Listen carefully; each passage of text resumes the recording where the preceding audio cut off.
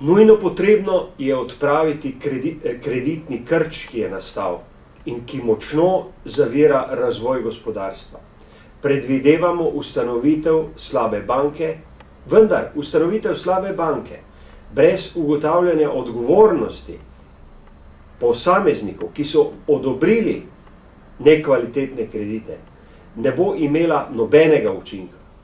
Na drugi strani pripravljamo tudi davčne olajšave, tako za novo nastajajoča podjetja, kakor tudi davčne olajšave na področju stroškov dela.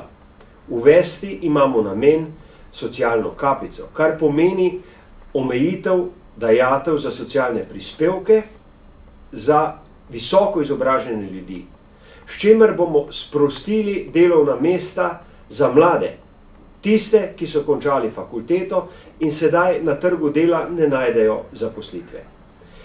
Tudi spremembe dohodnine, dohodninske lestvice so nujno potrebne.